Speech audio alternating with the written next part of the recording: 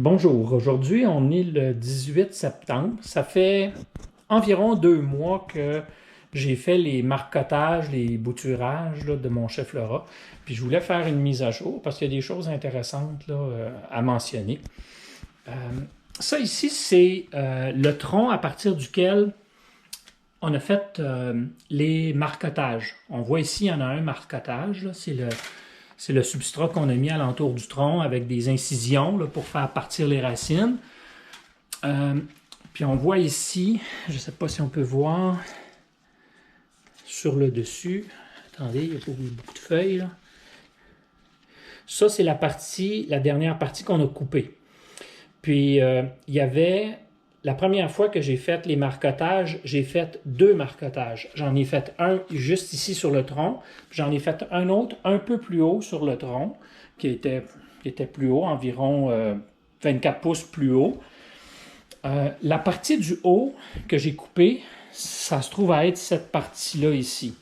C'est cette plante-là que j'ai mis dans ce pot-là ici. Ça a très bien fonctionné parce que depuis que j'ai fait la transplantation, il a poussé 2 nouvelles branches complètes. Il y a celle-là ici,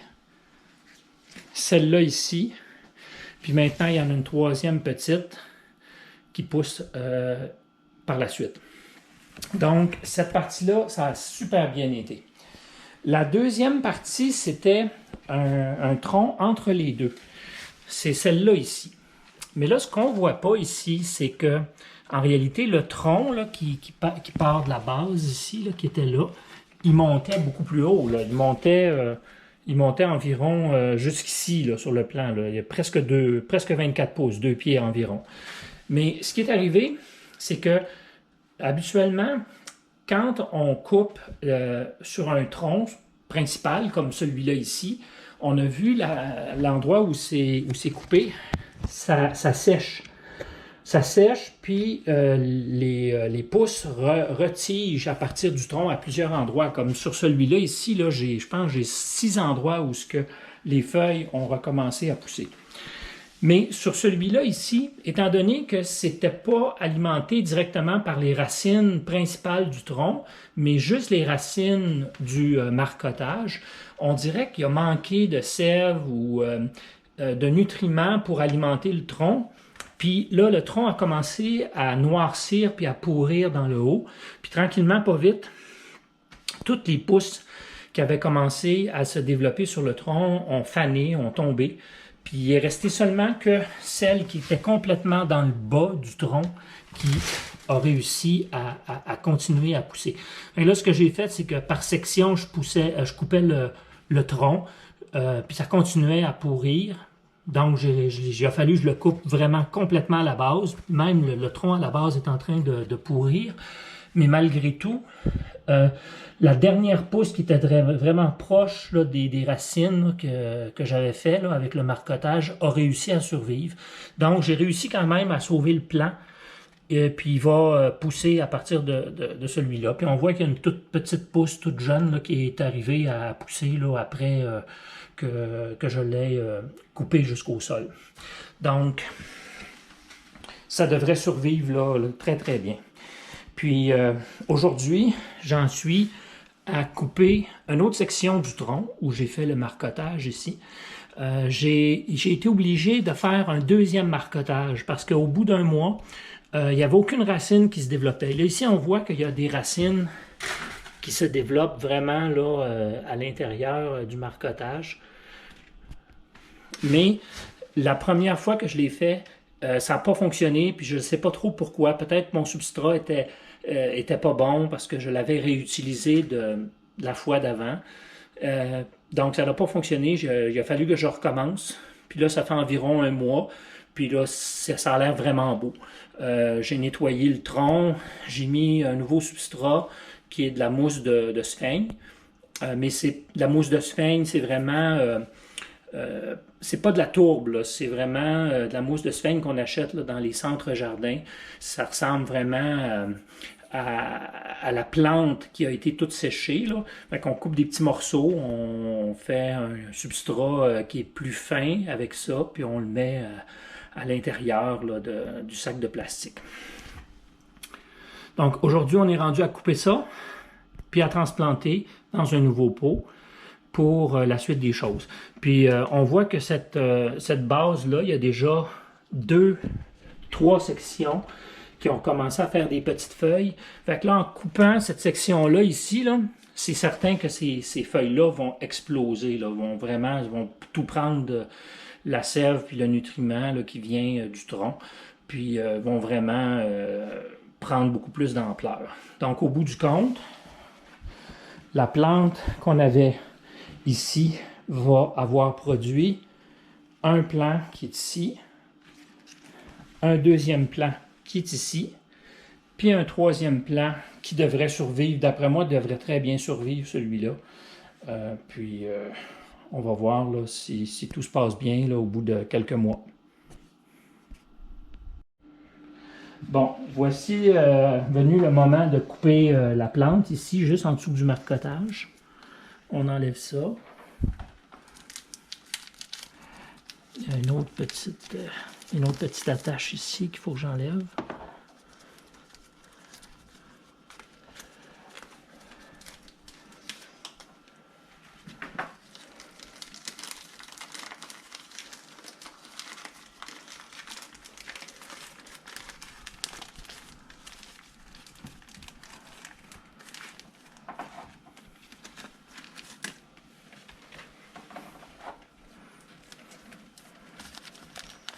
Donc on voit qu'il y a vraiment des belles grosses racines. Je vais essayer de couper ici.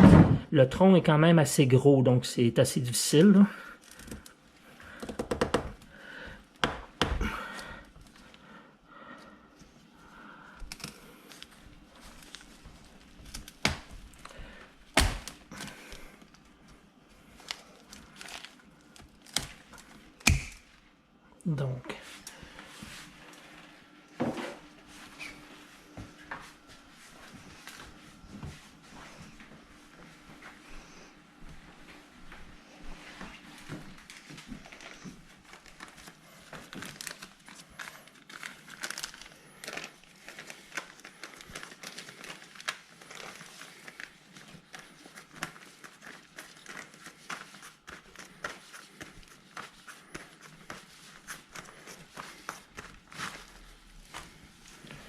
Donc on voit ici toutes les racines qui se sont développées.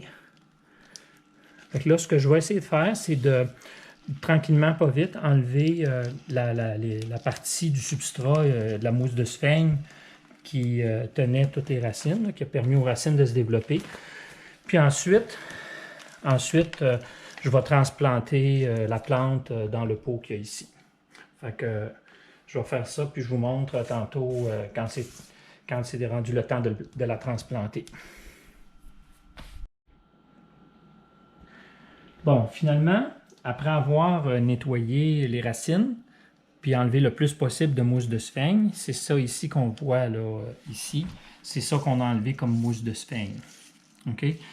Mais il faut faire attention parce que les racines sont quand même assez fragiles. Fait que si tu essaies trop fort d'enlever la mousse, tu peux carrément casser les racines puis tu perds tout le travail qui a été fait là, depuis un mois environ. Là, je voulais montrer aussi le sac de la mousse de sphaigne que je mets pour faire le substrat.